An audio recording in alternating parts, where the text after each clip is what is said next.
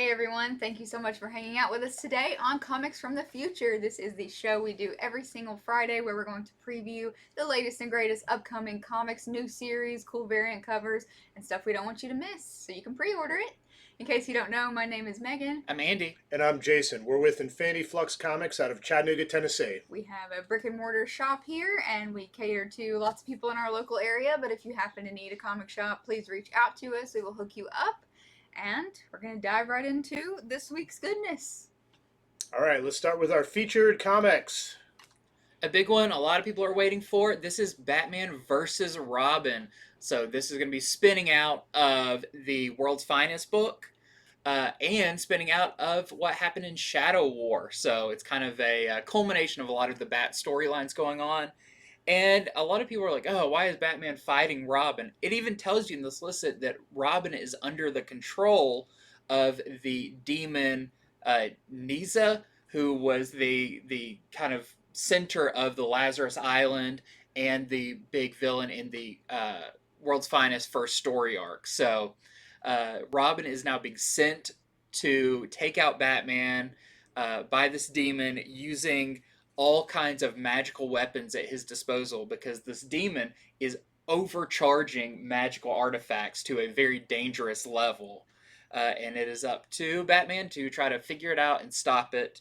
There is also a return of a very close friend of Bruce Wayne that's really going to haunt him from stuff from his past. So I got a chance to read this one already. It is really good. I don't want to give away everything, but there's a lot of shocking moments, twists, and turns. This is going to be written by Mark Waid, and the art is by MAHMUD ASRAR, who had been at Marvel for a while, but he is coming back to DC to do this 5-issue event. So, Do I see Flatline on that cover, just sort of way in the background? I To the believe left so. of Talia? I thought so. yeah, and I think that's Zatanna also. Zatanna is a big okay. part of this story, too. Yeah, I see that now. So we've got, of course, this awesome Middleton Zatanna variant. That's fantastic. Yeah. Also, wait till you see Zatanna in this book. It's pretty shocking. That is a nice cover. Then we have the Lorenzo variant. We have the Jason FABOK variant. We have the Beach. We have a blank variant. That is bright. Even the top logo is like, wow. Yeah. And then we have the Francis MANAPUL variant. Okay, so new miniseries from Marvel. It is Exterminators. It's going to be a 5-issue miniseries, which, check out this premise. So, Jubilee and Boom Boom take Dazzler out on the town, sort of a night out on the town, because Dazzler's just going through a messy breakup. Well, they get kidnapped during this, and they get put into these sort of elaborate death trap trials. So it's sort of like 3 of our most like explosive mutants are captured in like a Saw sounding premise. I don't know that, I'm extrapolating, but elaborate death trap. That's where my mind goes. And funny enough, the solicitation doesn't say anything about X-23, but she's on this cover, and you're about to see she's on a variant too. So I have a feeling X-23 is also going to be a part of this, even though she's not listed as one of the 3 mutants that are sort of at the center of it. So that is the premise for Exterminators, 5-issue miniseries. So here is the Art Adams variant. Like I said, it's like, how would X-23 not be in this? She's on the main cover. She's like front and center on the variant here. And then check this out. This is the Scotty Young variant. It's a lot of fun. It's interesting they're using characters that all have something to do with light. Mm-hmm.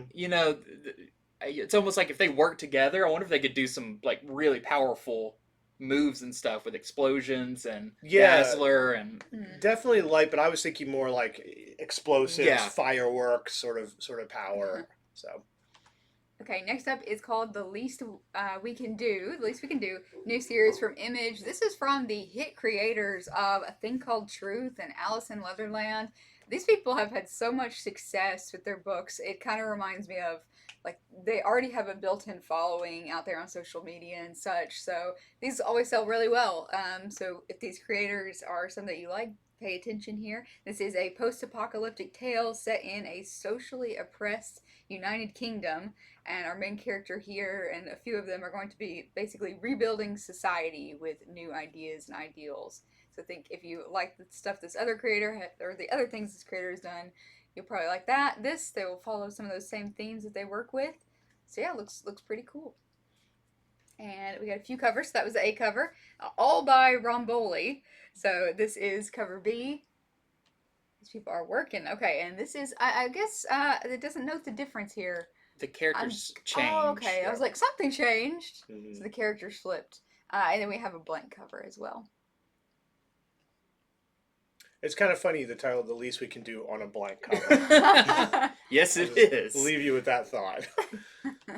Okay, next up we have the next part of our Batman One Bad Day series. We just got to check out the first one with the Riddler. Now we are moving on to Two-Face. So each of these is going to be written by a different team. This one is Mariko Tamaki with Javier Fernandez, the artist from Nightwing. We're going to be doing this. And it sounds really interesting because Batman is kind of toying with the idea if Harvey Dent never got like the acid in his face and everything, would he end up have been one of Batman's greatest allies, being the district attorney and everything? They were friends before all that. So as he's thinking about this, Two-Face is released from jail because it seems that he's been cured of everything. But Harvey Dent finds out that his father, who I'm guessing is not on great terms with, that there is a plot to kill him. And Two-Face kind of really wants to join. So is he going to be able to fight against those urges and stay Harvey Dent, or revert back to Two-Face? So another really cool kind of exploration of what makes the character who they are in these spotlight issues. This is our A cover. We have a Jim Lee variant, which is interesting because it's got Cassandra Cain on it. And then we have the CAMUNCOLI variant as well. All right, so another mini-series from DC is The Flash, The Fastest Man Alive. This is going to be a 3-issue miniseries that is supposed to be sort of a lead-up to the movie. So I don't think it really connects to the movie. I just think in honor of the movie, they're doing a 3-issue miniseries that's going to focus on Barry Allen, since the main series has been about Wally West for a while. So I think this is comics Barry Allen, because I know all of you just can't get enough hearing about Ezra Miller. This isn't necessarily like, it's not going to be his face right there in the comic. This is, comics Flash, but linked with the movie a little bit. And in this, there's a new villain called Girder, who is supposed to have, they don't say what his powers is, but it sounds like a first appearance. They say something about metallic. So I don't think it's magnetism. I think it's more like maybe he has a metal body or something like that. But his name is Girder, kind of goes along with the name. And Barry Allen has trouble defeating him, so he goes to Batman and asks Batman for advice to better train himself to push the Speed Force even further. I feel like Flash is always doing this. Like, how far can that Speed Force go? But if you're going to ask anyone on training, yeah, Batman's probably the person to do it. So that is what Flash, the Fastest Man Alive 3-issue miniseries is supposed to be about. So that's our main cover, and then we have this variant by Juan Ferrier. Girder's been around for a while. He was big really? in the Wally West run of Flash. He's like a big guy made of like rusted pipes. Gaps in my knowledge. Yeah, That's why there's 3 of us here on the show. So no new first villain, just a villain I haven't seen lately. Yeah, so I'm wondering how much this is, because if it is tied in with the movie, well, that's Michael Keaton Batman. Like, so it's weird. Is this? I know it doesn't adjacent? say. I tried to read about it too. I couldn't find out any more than in honor of the movie. Yeah. I wonder if it shifted at all with all the delays and everything for the movie. Yeah. I mean, heck, with all the delays for the movie, this might be all we get from the movie. Yeah. Hopefully not, though. Okay, so next up, we're going to get to other number ones. They're not featured, but we care about them equally. That's why we put them in the next category. They get their own special category. This is Dark Crisis Worlds Without a Justice League, Wonder Woman, continuing in the line of one-shots that are exploring these idealized worlds and how the characters are in them. And this one, of course, focusing on Wonder Woman. Pariah has put them into these worlds to siphon off their energy, and that's, again, what's continuing to happen in this issue. This also has a backup story with a really cool noir themed Martian Manhunter story, so it's 40 pages, oversized, one shot. If you're in the Dark Crisis event, you'll definitely want to pick this up. And just this one cover that we're featuring today, but there are more to choose from. Love her armor. I was going to say, it's Yeah. a beautiful suit of armor. There's so much shininess today. Okay, next up, on the opposite, nothing shiny. This is Castle Full of Blackbirds. So this is in the Hellboy universe. This is going to be a miniseries spinning out of the Effie Cobb storyline, where this character, Sarah May Blackburn, visits a mysterious academy called Linton School for Girls, seeking answers to these strange powers that have been plaguing her entire life. But I like the idea of, these really weird, twisted schools with the headmistress and all of that. So it sounds really cool. And if you're reading all the Hellboy universe stuff, you don't want to miss this one because it doesn't right out look like it. But if you look in the background, you can see Hellboy in there. This is the A cover. Yeah, he's got the blackbirds who are pecking out where his horn should be. And then we have the Vanessa Del Rey variant. Okay, so from Jeff Lemire and Adrian Sorrentino, the team that brought you Gideon Falls, they brought you Primordial, they are doing this new series, Bone Orchard Black Feathers. So this was announced, I'm betting this is a mini-series. It didn't really say, but they tend to do sort of mini-series style things. This is set in the Bone Orchard universe. It's called the Bone Orchard Mythos Shared Universe. So BOU. Yeah, Lemire has decided, let's go ahead and expand this and have it where different scary things from Bone Orchard pops up in different things. So in this one, it's these two gamer friends, and of course the line between reality and gaming start to blur due to an evil force. You've heard that before, but I always like that premise. It sounds like a 80s movie. Yeah. Whoa, the video game's coming into the real world. Or was your real world always the video game? Jumanji. That's the other. Yeah.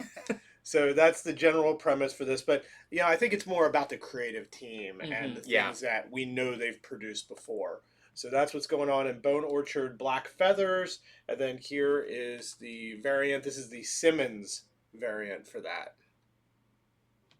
This book is called Junior. It's from Scout Comics. It is about our two characters here on the cover. So we have a sci-fi escapade about a space marine and her alien hippo sidekick creature thing. So it looks really fun. They end up crash landing on a dinosaur inhabited planet. It sounds just like really crazy, silly, fun. One thing that I thought was interesting about this, and I couldn't confirm it, I think it's just going to be one issue to give you a taste of it, and then it will be released as a trade paperback.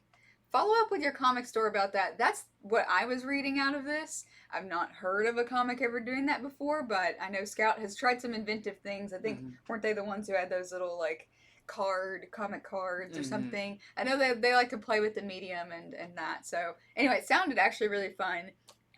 Hopefully we'll figure out how we're actually going to get this down the line. So, just a one cover. Out of all the creatures to take to space, a little hippo is like, I don't know if that's adapted well for space travel. Yeah, well said. Okay, so it is the TMNT event of the summer. The Armageddon game is beginning. This is your chance to go ahead and sign up for it, or that first issue. This is going to be an 8-issue series. So just big TMNT event, like Last Ronin, but just not set, in the Last Ronin timeline. This is set more in the regular Eternal timeline. And so you got Rat King. He is teaming up. He's kind of leading Leather Krang, Madame Null, and Baxter Stockman. And to be able to stop them, Shredder, he's actually quit being Shredder, and he is going to lead the Turtles against them. So I mean that's monumental. That part I'm really interested in. They did some of that setup in the precursor leading up Mm. to this, but this is the full series now. So just want everybody to know the Armageddon game is beginning, and this is your chance to get it. This is going to take place in New York and across basically multiple dimensions. It's going to be Mm. New York in multiple dimensions. So here's the regular cover, and then there is going to be an Eastman cover, but notice in the bottom right, this is not the final art. So it could be something wildly different. A lot of times when Eastman stuff is not ready, it ends up being ultra cool Yeah. and very under-ordered. So you may want to tell your store you want that Eastman one ordered, because otherwise it might be hard to get a hold of it. Next up is what I'm really excited about. This is Lovecraft Unknown Kadath. So this is a adaptation from Ablaze of the Dream Quest of Unknown Kadath, and I'm probably a little bit of like Silver Key and all of those Randolph Carter Dream Quest cycles. What a lot of people don't know is Lovecraft, of course, invented Cthulhu mythos and all of those gods, but he also had these things called the dream cycles, or the Dreamland cycles, and they're almost like his fantasy universe. It's still very horrific. There's some crossover characters, but they are adapting one of the most popular ones into a mini series.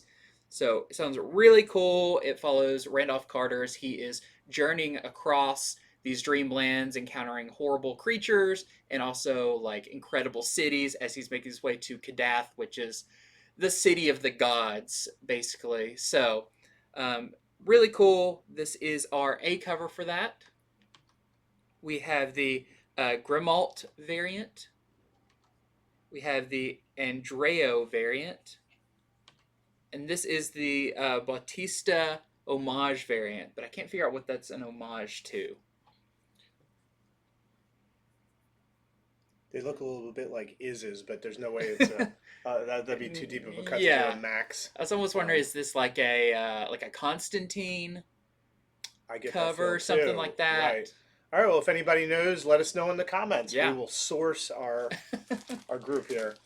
All right. So Kevin Smith is returning to comics with a new series called Maskerade. It's going to be by him and screenwriter Andy McElfresh. And so not only is Kevin Smith starting a new comic, he's starting up this thing called Secret Stash Press, which I think is going to be a new like mini universe that he's doing in comics. So I'm excited for that. I like his comics. Of course, before that, I loved his movies. We will always owe Kevin Smith for making one of the greatest indie movies ever in Clerks. But anyway, back to the comics. So what is it about? It's about a girl named Felicia Dance who is a social media star, okay? But early in her life, some really terrible things happened to her. Some people kidnapped and killed her younger brother, and they also performed these terrible experiments on her. But because she's so famous now, she wants to seek them out to get personal vengeance. Like, she's not relying on the cops here. So the problem is everyone knows her because she's famous. So I'm guessing, it doesn't say this, but I'm guessing she gets an item or a power that lets her change her looks, and thus the title Maskerade. The solicitation just says she needs a way to change her looks. I think that that's going to be her power, is she'll be able to change her looks, and she gets to go after these people and wreak her vengeance. So that is the premise for Maskerade, the new one by Kevin Smith. And here is the Francavilla variant to that. You can kind of see her shifting there. Yeah. And next up is Vampirella Mind Warp. This is a new 5-part miniseries featuring Vampirella. She is just out doing her thing, living her life, when the conniving Baroness Grazul decides that it's not enough to be super powerful. I also want to live forever. And Vampirella has what she needs to be able to do that. So, somehow they end up back in 1969, and Vampirella ends up in her old body. So sounds like a crazy time traveling insanity for any Vampirella fans out there. So let's check out the covers on here. Got a Linsner on the A cover, Dewey cover B. It's a really good one. Have a Lyrics cover C, and a Case cover D. All right, now it's time for cool covers and other comics. This will be issues number 2s and 3s of ongoing series, plus just variants of different series that we think are noteworthy this week. Starting with Avengers Forever. I love this cover. This is the Connolly Spider-Man Beyond variant, and also in this issue, it's the return of the Carol Corps, a whole team made up of Carol Danvers. So I know there's a lot of big fans and people who consider themselves a member of the Carol Corps. So definitely want to check that one out. And there is also this community variant with Sam Alexander Nova. Okay, so this is the main cover to Edge of the Spider-Verse number 4. So each of these are showing the different Spider-Verse characters and their respective universes. This one has Spider-Ham. It's got a Spider-Mobile story. See the Spider-Mobile down there? Yeah. It also has a story with Sun Spider. Now, Sun Spider isn't a new character. It was a character created in the Spider-Sona contest that somebody won where they created a character. But now Spider-Sona gets a story. And there is a first appearance in this, though. It is Spinstress, who is a new spider princess, and she's also a singer. And her story is going to be written by the writers from the hit Broadway musical Come From Away. So I think it's going to be like a musical story. I mean, that's what it sounds like to me. So this will have first appearance of this new character, Spinstress. And so here is the Chen variant on that one. I just have to say, if whatever store you go to is like us, we're selling these. We can't keep them in stock because everybody wants new Spider first appearances. And, you know, just the multiple stories in each one, too, makes it really cool. And I would say that right there is Spinstress. Yeah, I think so, yeah. And next up is the AXE Judgment Day number 5 of the 6-part miniseries about to come to a close in this issues. The Avengers, X-Men, and Eternals, I didn't say externals, may overcome their differences, may have to overcome their differences to take on the bigger threat of the Celestials, as you probably expected. So, this is the Dodson variant. This is the Knock Wraparound variant. And I think this is the Wernick Women of AXE variant. It's really nice. Yeah, I almost wonder if that previous one is like flattened out, like one side and the other side. Considering that. Okay, next up is Fantastic Four number 47. This one describes the issue as get ready for Die Hard in the Baxter Building. So there's going to be a lot of crawling through air grates, I'm guessing. But this is the John Tyler Christopher wraparound variant. And I love this. I hope he goes forward with this because he's been doing these action figure variants. This is a playset variant. That's cool. Which is incredible. I want to see what all of his playset designs are. So it's wraparound. So this is the it's technically the back cover, but the title is on the back cover. So we'll have to see what it looks like when it comes in.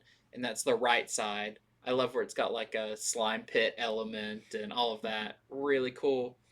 And then we have the Daughterman variant with all the different Sue Storms. That's going to be big. That one, we'll just take whatever people ask us for and double or triple it, and then we'll actually have enough. Okay, so this is the final issue to Fortnite Marvel Zero War number 5. This is the Ron Lim cover. I think we all know what this is an homage to. Yep. And so, of course, with this issue, like the others, it's going to have the code in it that gets you bonus cosmetic in Fortnite. So this final issue of the series. Again, this is a Ron Lim variant, and then here is the Ryan Brown variant.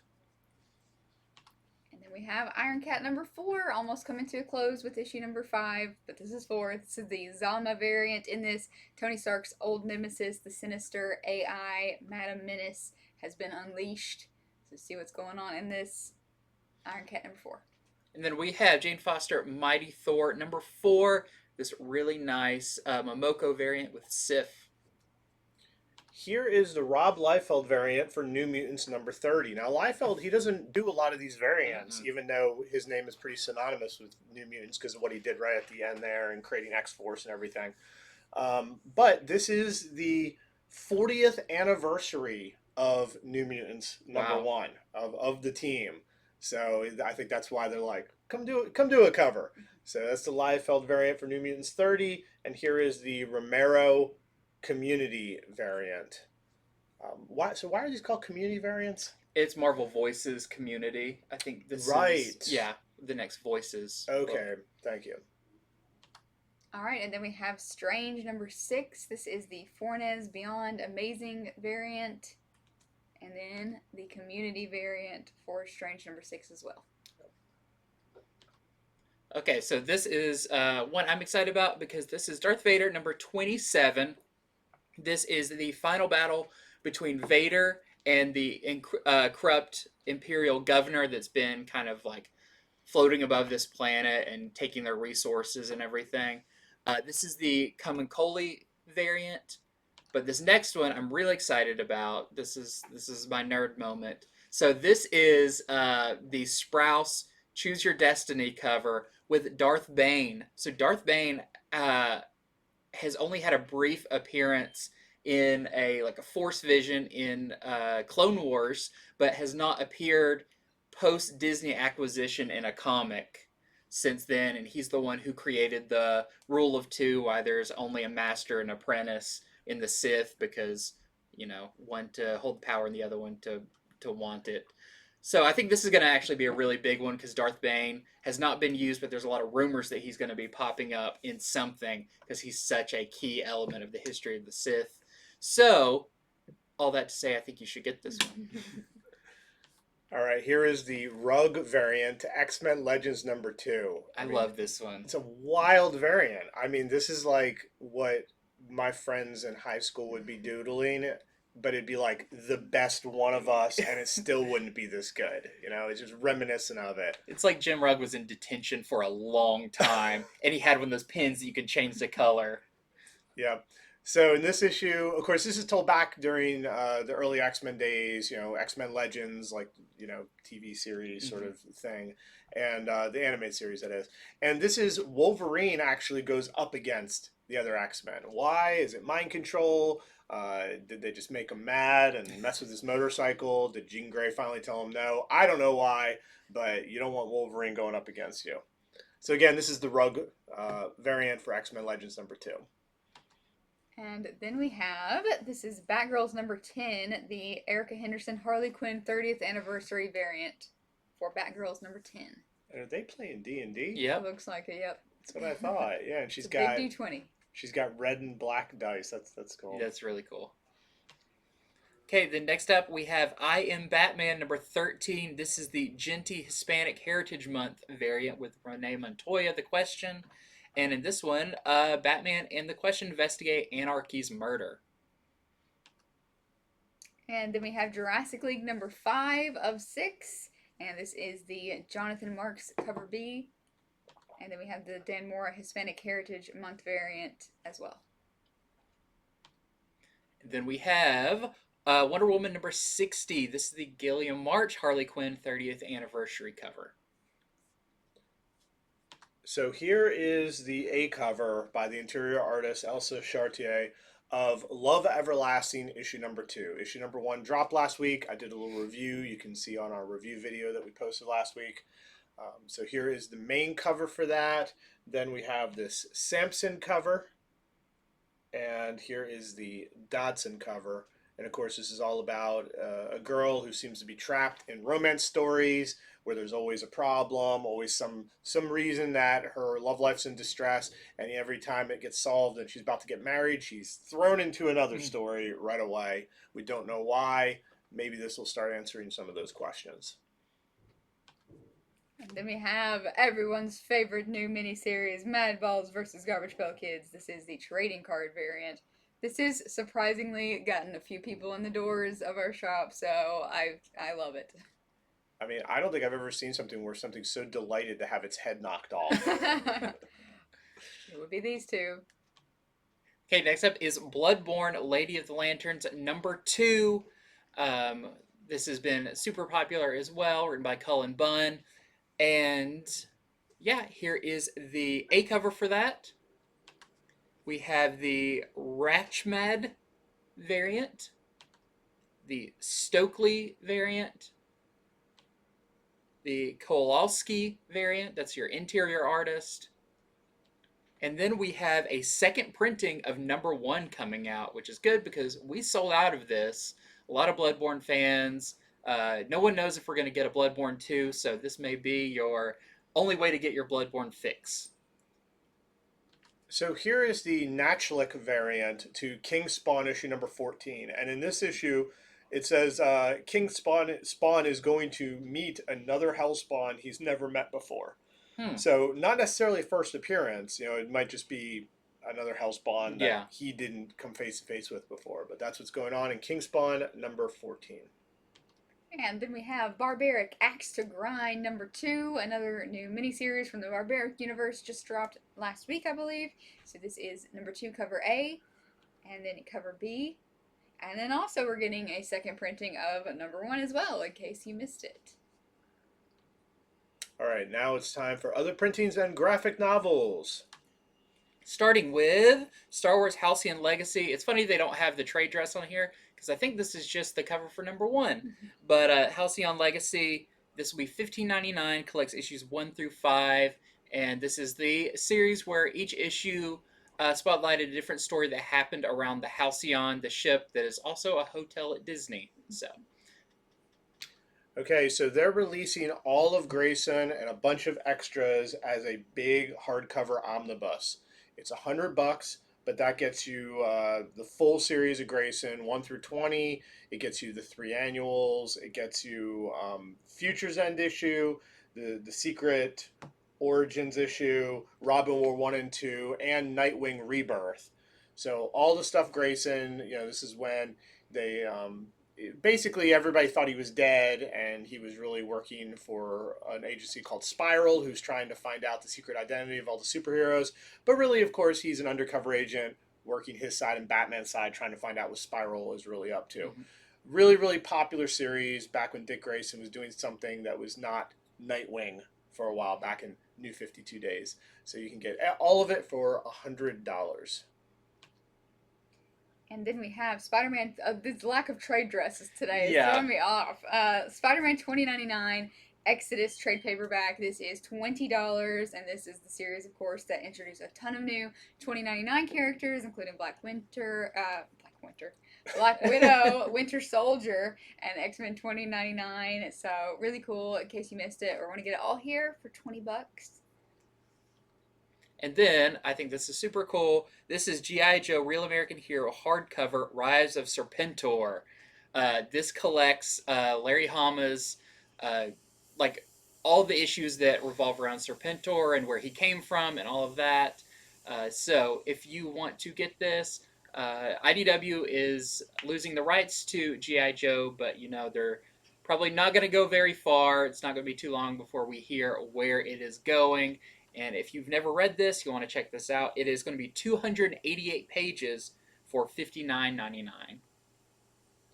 All right, music fans, there is a trade paperback coming out on Blondie and the band Blondie called Against the Odds. This is going to be partly biographical, but it's going to be interspersed with 10 different artistic renditions based around their popular hits. So some of it will be history of the band, some of it will be comics that are inspired by the songs that you know and love. This is going to be $24.99 and 180 pages. Then we have the DC poster portfolio for George Perez. This is, if it follows in the tradition of the other DC portfolios, you get about 20 different prints for $25. And this is going to cover, of course, George Perez on New Teen Titans, Wonder Woman, Crisis on Infinite Earths, and his other iconic artwork pieces. So this is a really good deal for some really good quality paper and lots of really nice prints.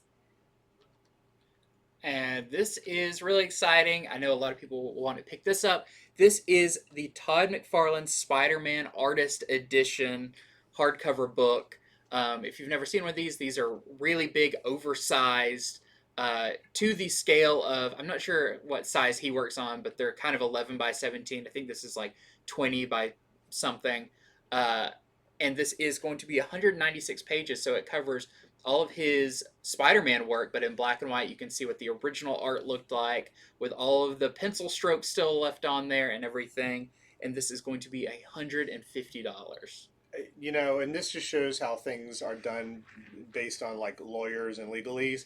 It's so weird that IDW Yeah. is the people releasing that. It just feels like, what? Yeah. I'm glad someone is, though. I mean, it looks fantastic. This, of course, is the cover from Amazing Spider-Man 316, and I've never seen it without the blood red drawing my eye. Yeah. And I'm noticing all different line work that I didn't before because of that. All right, that's it. Thank you so much for watching our show. Hopefully you found it useful, and if you did, make sure to give us a thumbs up and subscribe to our channel. We're about to hit 2,000. I say about to hit, but might be a few weeks, months. But anyway, we'd love to have you join us. We are also on Whatnot selling comics. I have a show tonight. Me and Andy have a show on Wednesdays, so we do multiple shows a week on Whatnot. Find us there, infinityfluxcomics. We're on Instagram. We're on Facebook. We're everywhere. We post new and different content every single week to those pages. So have a really good weekend, everybody. Thank you so much for your support, and we will see you next time.